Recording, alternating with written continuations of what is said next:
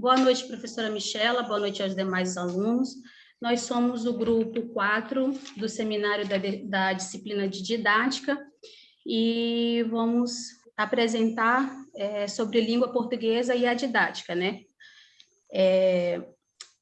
A obra desse livro, ela é uma obra que busca sanar as dificuldades do professor sem experiência prática na sala de aula, propondo estratégias dinâmicas para um ensino significativo. O nosso grupo ele é composto por mim, Lorane, pela Valcleia, pela Karina, pela Renata, pelo Afonso e pelo Marco. A nossa apresentação ela é baseada nos capítulos 17, 18, 19, 20, 21 e 22. O capítulo 17, ele trata de ferramentas para o ensino da língua. E ele traz um texto que é o depoimento de um avô, né? Onde no texto o avô ele relata que o neto convidou ele para ir a um estádio do Morumbi. E o avô disse, e ele perguntou para o avô se ele podia levá-lo ao estádio. O avô disse que sim, que podia levar, contanto que ele desse alguns argumentos, né? E aí ele pergunta, o neto pergunta ao avô, o que são argumentos? Ele não sabe, né? E o avô fala que argumentos, eles são pensamento em formas de palavras que você usa para convencer alguém, né? E ele dá alguns exemplos para o neto, né? Por exemplo, vô, o senhor pode me levar ao estádio, pois é final do campeonato e o meu time irá jogar, né? E assim como outros exemplos. O neto, né, fica ciente do que é argumentos e na ida até o estádio eles começam a fazer essa dinâmica de argumentação, né? Pequenas argumentações. E toda vez que o avô passa pela cidade, o neto, já preparado, ele já entendeu como fazer, ele já não é o mesmo, né? Ele já tem uma outra dinâmica. Toda vez que o avô está lá, ele liga para o avô e pergunta, né? Avô, tem como você fazer tal programação comigo? Ouçam meus argumentos, né? Essa dinâmica, né, essa situação, ela não acontece dentro de uma sala de aula, ela acontece no cotidiano de uma família. Porém, é algo que o professor de língua portuguesa e também de outras disciplinas pode usar, que é o quê? Que é dar voz ao aluno, né? Fazer com que o aluno ele tenha o direito de falar, de contribuir na sala de aula, né? Com os seus pensamentos. E esses pensamentos e essa contribuição que ele vai dar, ela tenha reflexos nos outros alunos, né? O texto ele traz essa habilidade de argumento como um instrumento para que os alunos possam refletir, elaborar ideias e sair da caixinha, né? Ter um pensamento com uma visão ampliada. Isso encoraja que os alunos possam usar suas habilidades, né? Que começa com algo pequeno, mas que vai crescendo para uma simples argumentação, ela pode se tornar mais lá na frente em análise, em críticas e em comparações, né? Essa dinâmica que o texto nos mostra, ela não é algo isolado, né? O professor ele tem como usar de diversas formas de abordagem para passar aquilo que ele quer passar aos alunos, a matéria, o conteúdo, né? O professor ele vai ensinar, vai propor e vai sugerir, né, ideias mais complexas e desafiadoras para os alunos. O Celso Antunes, que é o autor dessa obra, ele fala assim, não pretende dar o peixe, mas alegra-se em procurar ensinar a pescar, né? Nesse momento, eu passo a palavra para a Valcléia, que vai dar continuidade. Olá, boa noite. Fiquei com o capítulo 18, que é uma ferramenta para o ensino da língua. É um estudo de caso, que fala sobre um jovem, especificamente Reginaldo, que acabou de ser aprovado em um concurso público. Ele é um jovem, sorridente, extremamente simpático, mas tem muita dificuldade, e a direção percebeu essa dificuldade que Reginaldo começou a apresentar. Ele tem pouco domínio dos fundamentos mínimos e essencial da língua portuguesa para ser um professor. Comete erros simples ao falar e um breve enxame em seu diário de classe, que acaba de ser descoberto, tem anotações grosseiras e, erra muito, tem palavras pouco claras e não adianta lamentar a fragilidade do concurso que se submeteu o mesmo. Ele acredita a escola que nada pode fazer, mas especificamente ele passou em concurso público e a escola tem que trabalhar isso em Reginaldo. Ele, além do pouco domínio que ele tem desse conteúdo, tem uma limitação muito grande no, no seu estudo, né, no caso, na sua formação, e a análise do discurso deixa claro aqui que, nesse caso, é bem fácil, em primeira instância, descobrir-se que o que não pode ser feito, né? O que não pode ser feito é ignorar essas limitações e buscar responsabilidade em outros. É evidente que Reginaldo jamais poderia ser portador de titularização que possui, e menos ainda ser aprovado em um concurso de ingresso. Mas se houve um erro grave em não barrar seu acesso às aulas, erro ainda maior seria virar as costas ao problema e ignorar ou piorar ainda em nome de uma ética hipócrita. Fazer de conta que os malefeitos de seu trabalho não são questões que envolvem o corpo docente. Seria a mesma coisa que um médico, no seu consultório, prejudicasse toda uma equipe, colocasse a saúde das pessoas em risco. Seria o mesmo que ocorreria com o Reginaldo na escola.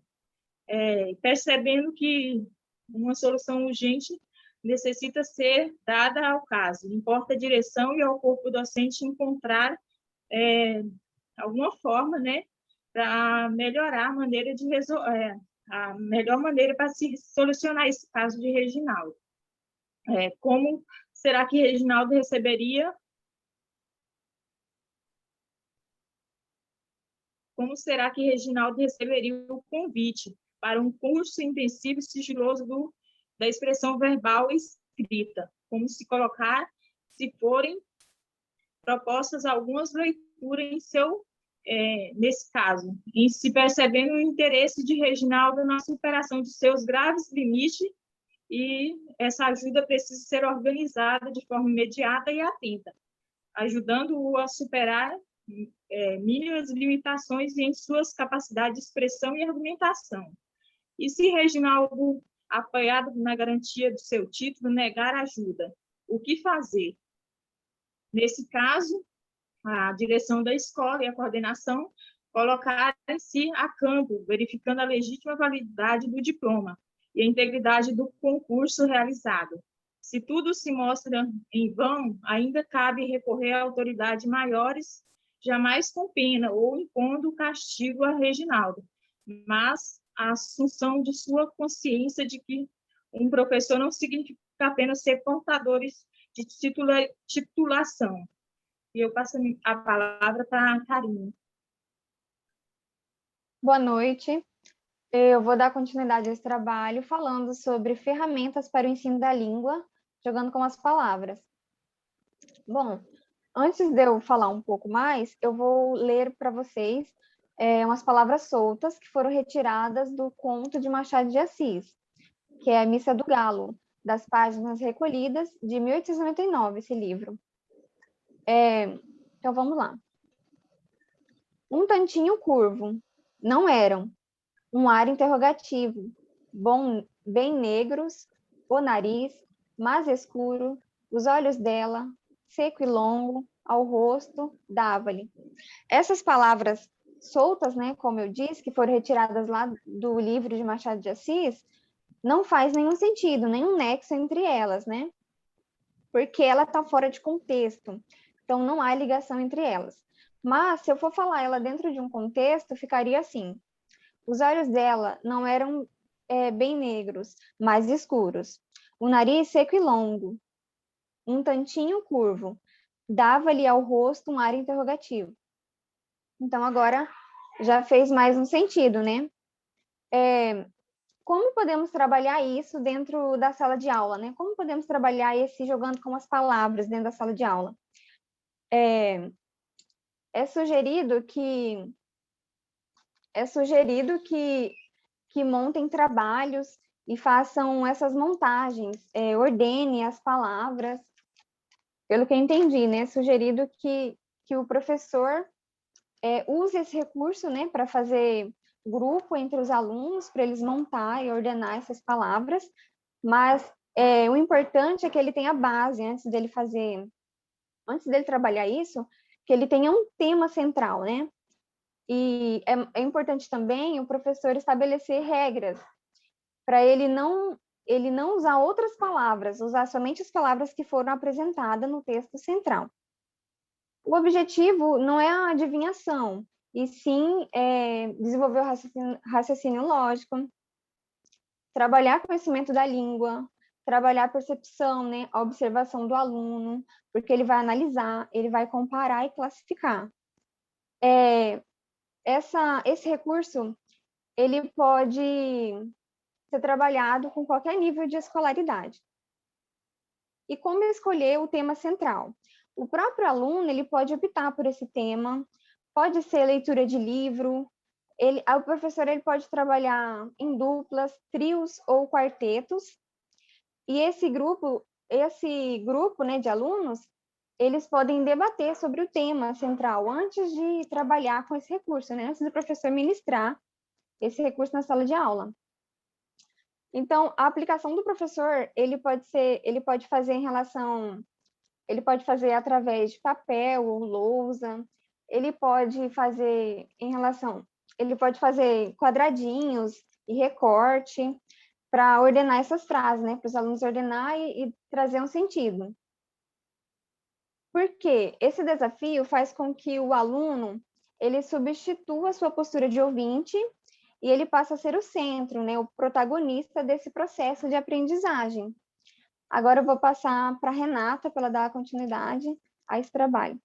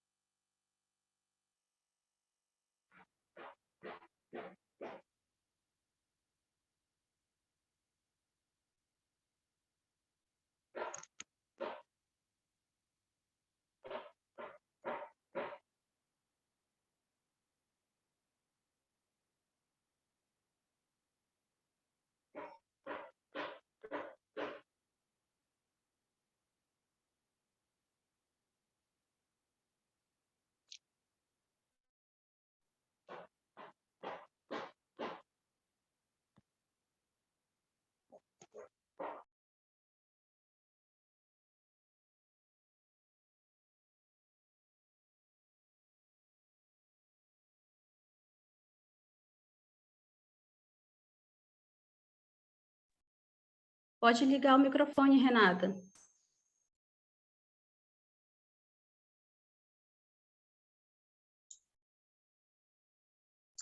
Sério que eu falei até agora e estava no mudo? Tá. A extinção do quadro negro. Eu coloquei esse tema porque é substituído pela modernidade. Futuramente é visto no texto que os cadernos vão ser substituídos por tablets, computadores e coisas do tipo. Então, é bem provável que aquele quadro que a gente conhece, onde a gente pega um giz, pega um marca-texto, as coisas e escreve, não vai existir mais. Vai ser tudo no computador, tudo eletrônico e coisas do tipo. Formato e cor irrelevante, se for eficiente. Por quê? No texto diz que não adianta o quadro ser azul, preto, vermelho, rosa, roxo, se o que o professor está tentando falar não alcançar os alunos.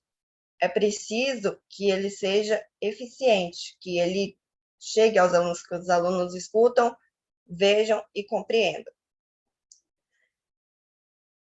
Estilos e padrões. Tá. O plano de aula. Preferência por PowerPoint. Os professores, principalmente quando dão aulas para o ensino médio, para o ensino superior e coisas do tipo, eles preferem trabalhar com materiais que não sejam mais o quadro, que sejam um PowerPoint, um filme, uma coisa desse tipo, trabalhos com dinâmicas que alcançam mais, eu acho, o aprendizado dos alunos. Ideias âncoras. Destacar os pontos principais. Tá. A ideia é você pegar alguma coisa e chamar a atenção do aluno. Tipo, tem uma palavra-chave, você vai lá e destaca ela, deixa ela maior, mais colorida, mais enfeitada. A partir desse momento, você vai ter toda a atenção do aluno. E assim, ele vai se voltar completamente para você. Assim, você consegue dar sua aula bem plena, tranquila, entre os tópicos, ligação entre os conteúdos. Quando você dá aula, você não sai de um conteúdo e entra em outro. Você não sai, gente, vamos falar do alfabeto. Começa pelo A, tem o B, agora você vai para a vogal. Não tem como, porque uma coisa não tem a ver com a outra. Os conteúdos ele tem que ter ligação. Verdade do tema. Pautar os conteúdos utilizados, fazendo com que o quadro negro ajude no aprendizado. Você precisa criar um foco para ele. Construir de maneira pessoal o seu caderno. Tá. Um aluno, ele precisa, quando ele vai estudar para uma prova, ele precisa ter noção do que ele está falando, do que ele está fazendo, do que ele vai ter que apresentar lá. Então, ele automaticamente vai copiar o que o professor fez. Então, se o professor fala uma coisa e na hora ele muda aquilo, ele já perdeu o rumo do aluno. Então, ele vai ter que fazer o aluno criar a cópia dele, mas ele vai ter que adequar aquilo ao aluno. E, por último, a conclusão. Um quadro negro, ele é uma ferramenta importante e ele é muito útil. Porém, se o aluno e o professor eles não conseguirem chegar no entendimento, não for uma coisa visível para todos, de entendimento a todos, não tem alcance nenhum. Agora eu passo a palavra para o Afonso.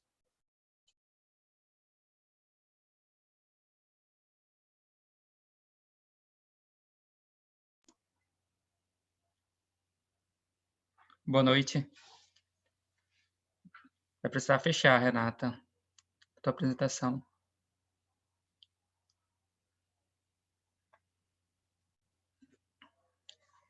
Obrigado.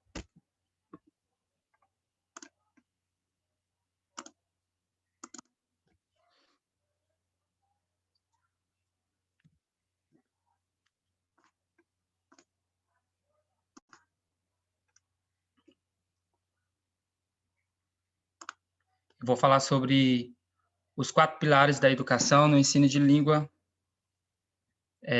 portuguesa.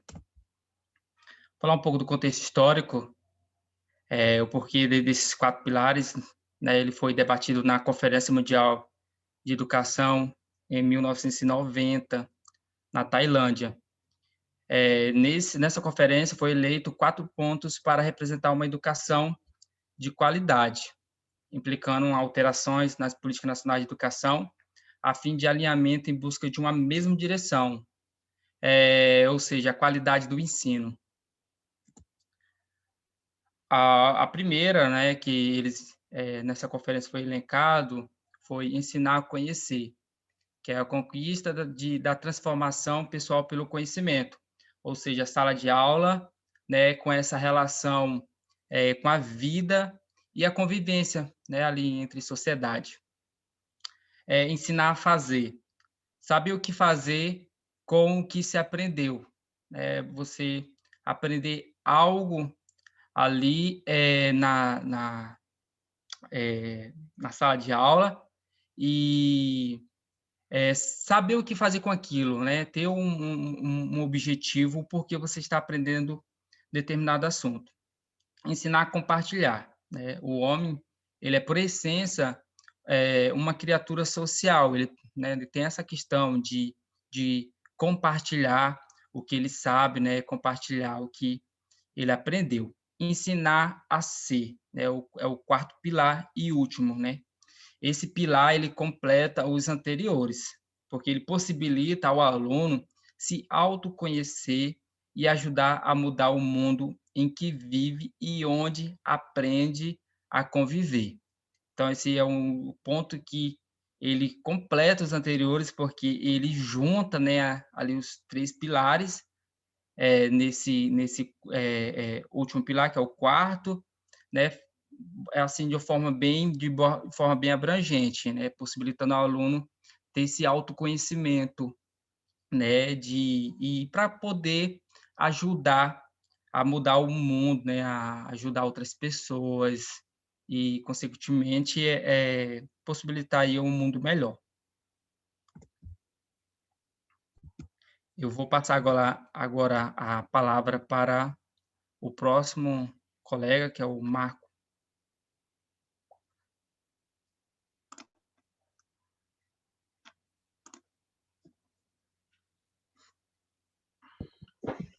Obrigado, Afonso. Deixa eu tirar aqui os óculos, porque está refletindo.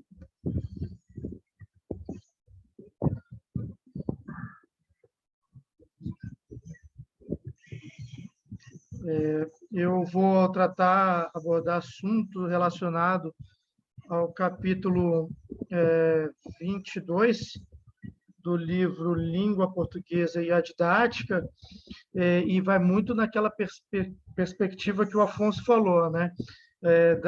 Do trabalho do professor docente, né? na escola, que teria como um pressuposto não apenas ensinar o conteúdo propriamente dito, né? A missão verdadeira do mestre, que aí ele traça um paralelo entre professor e mestre. O professor ele se limita apenas a ensinar e abordar o conteúdo. Já o mestre ele vai além. Ele ensina a questão de valores, a despertar no aluno um senso crítico da moralidade, dos aspectos éticos, de saber como ele pode transmitir um sentimento de empatia com o próximo, aprender a viver a vida. O professor ele tem esse trabalho de realizar uma atividade com o aluno que o depara com o conteúdo e, simultaneamente, com as questões de valores e aspectos morais. O autor ele também acaba criticando alguns conceitos éticos referente a algumas disciplinas específicas para a formação do aluno, justamente porque há uma linha tênue do que seria ético e o que não seria não ético, né? Para uma pessoa, por exemplo, que tem uma criação, certos valores, determinado ponto de vista pode não ser ético para ele, né? Algo que dentro do ambiente escolar, para a maioria, pode soar como algo ético, né? Da mesma forma, em contrapartida, né? Essa questão de ética e de valores que foi criado o aluno e referente à própria questão do ambiente escolar, esse aluno ele pode carregar uma ideologia, uma ética que o leve a pensar que esses valores são corretos, coisa que no ambiente escolar a maioria pode não ter esse mesmo ponto de vista, né? Então, assim, todo professor ele acaba sendo um educador, mesmo que ele se recuse a ajudar o aluno na identificação de valores, a perseguir e deixará de cumprir a sua razão ética ao ensinar, né? Ou seja, ele pressupõe que o professor ele deve realmente ensinar a questão de valores, de ética, enfim. Aí ele pergunta, acaba se questionando, como ensinar valores sem perder espaço para informações tradicionais dos saberes curriculares, né? Aí ele acaba sugerindo a questão de assumir um duplo estado de consciência. Ele fala que os valores eles podem ser essenciais para a segurança, durante a boa convivência em sala de aula, e ele também destaca que o professor ele tem como uma questão bem peculiar da profissão, que é se deparar com essa oportunidade de ensinar esses valores, esse espírito de moralidade perante os alunos, que nenhuma outra profissão, ou então muitas poucas profissões, né? Aliás, poucas profissões, elas acabam tendo essa prerrogativa, né, que somente o magistério possuiria, né? Então, o professor ele deve refletir quais os valores pretende trabalhar, que aí seria a questão de valores que ele pretende abordar, que seria a questão da verdade, da justiça, honestidade, bondade, caridade, coragem, autoconfiança, otimismo, enfim, são vários valores que ele acaba pontuando, e que o professor tem que ter uma perspectiva de como aprofundar isso, como inserir isso na vida dos seus alunos, né?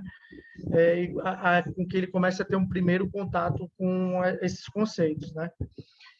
E aí ele fala que é recomendado trabalhar valores de primeira e a questão de valores também de segunda linha, né? E aí ele fala que não tem uma fórmula específica que ensine a ensinar os valores, né? Ou seja,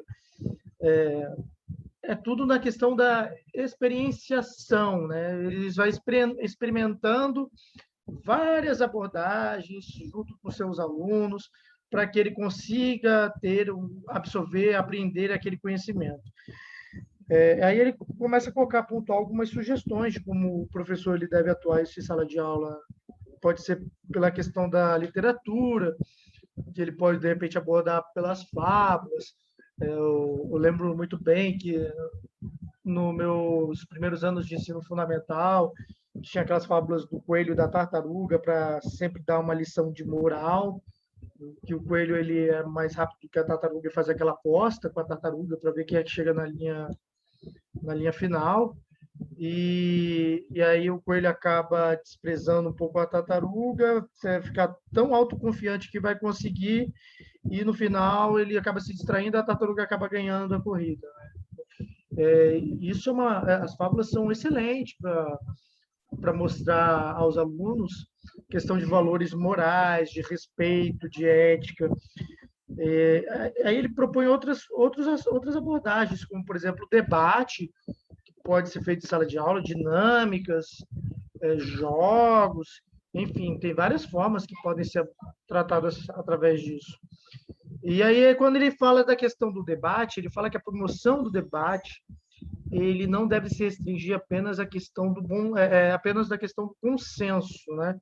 E nem de buscar respostas ou uma verdade absoluta referente a um ponto de vista, e sim fazer com que o aluno reflita e pense a respeito daqueles valores que estão sendo abordados, porque está começando a ter contato com aquilo, né? O professor ele deve auxiliar o aluno nessas discussões, propondo assim um diálogo um diálogo amistoso, e também ele pode inserir esse diálogo colocando aspectos do conhecimento científico, apresentando alguns autores que já desenvolveram obras filosóficas, poetas, escritores, teóricos mesmo bem conhecidos dos aspectos sociais e enfim, né, que envolve mesmo a comunidade científica, né, o conhecimento epistêmico. Aí ele fala de 2 níveis de pensamento sobre como viver na perspectiva do correto ensino da língua portuguesa. Aí ele traz um individualismo, ele acaba traçando um paralelo de que seria o mais baixo e instigado pelos aspectos dos instintos dos seres humanos, e o pragmatismo, inspirado na questão do senso de justiça, na integridade, na caridade e na empatia, tem mais a ver com a questão também da emoção, né? Ou seja, esse capítulo 22, ele acaba se deparando da seguinte perspectiva, do seguinte pressuposto, né? O professor, ele não deve ser um mero reprodutor do conhecimento ou de transmitir o conteúdo em sala de aula, né? Ele deve ter uma visão mais holística referente ao ensino dos seus discípulos, que seriam os alunos, né? Ele não deve se atinar apenas ao conteúdo ali que está asseverado no plano de aula. Ele tem que se preocupar em questões mais humanas, questões mais sociais, despertar esses valores morais e éticos em seus alunos, para ele ter um conhecimento de uma realidade de mundo. Eu vou interromper aqui a nossa apresentação e eu gostaria muito de agradecer, não só eu, como dos demais colegas, também pela oportunidade, professora, por ter apresentado um pouco do conteúdo do livro Língua Portuguesa e a Didática, que foi escrito pelo Celso Antunes. O nosso grupo, que é o grupo 4, ele ficou responsável pelos capítulos 17, 18, 19, 20, 21 e 22. Eu espero que todos tenham gostado das nossas apresentações, dos pontos de vista e das colaborações dos demais colegas. E na aula ao vivo nós estaremos abertos também para responder as questões que forem pertinentes, algumas dúvidas que surgirem pelos colegas e caso eles acabem apresentando, e até mesmo a professora. Muito obrigado.